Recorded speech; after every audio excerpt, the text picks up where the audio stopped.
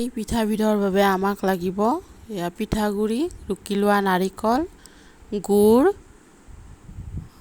আৰু এয়া নিমখ, পানী, এটা কেটলি আৰু এখন তিয়াই লোৱা কাপোৰ, কটনৰ সফ্ট কাপোৰ।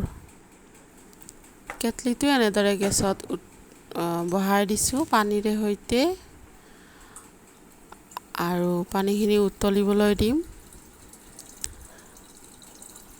গেছটো আমি বেছিকৈ জ্বলাই দিছোঁ যাতে পানীখিনি সোনকালে উতলি আহে। পিঠাগুড়িখিনিত নিমখ দি লৈছোঁ, আপোনালোকে নিমখটো নিজৰ সোৱাদ অনুযায়ী দি দিব। গুড় আৰু নাৰিকলখিনি ভালদৰে মিহলি কৰি ল'ব। আপোনালোকে মন কৰিলে গুড় নাৰিকলখিনি পিঠাগুড়িখিনিৰ লগত সানিও ল'ব পাৰে। তাৰপিছত অলপ অলপকৈ পানী দি পিঠাগুড়িখিনি মিহলি কৰি ল'ব। একেবাৰতে বেছিকৈ পানী দি নল'ব, পিঠাগুড়িখিনি বেছি টেপটেপীয়া হৈ যাব। আৰু এয়া পিঠাগুড়িৰে কেটলিটোৰ মুখখনত এটা সোপা দি ল'ব যাতে মুখখনেৰে ভাপবোৰ বাহিৰলৈ ওলাই নাযায়। তাৰপিছত এয়া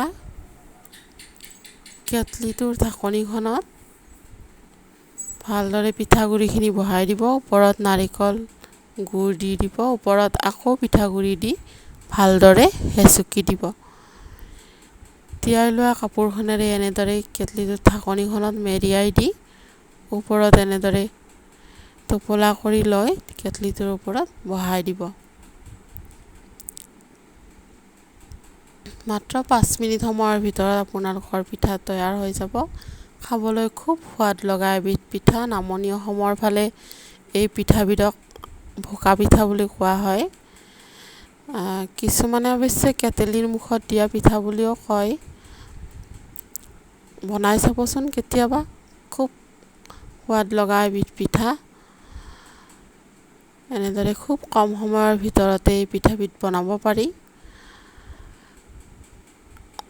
এইটো মোৰ নতুন চেনেল হয়, ভুলবোৰ আপোনালোকে ইগনৰ কৰিব। আগলৈ আশীৰ্বাদ আৰু মৰম পালে নিশ্চয় আগুৱাই যাব পাৰিম।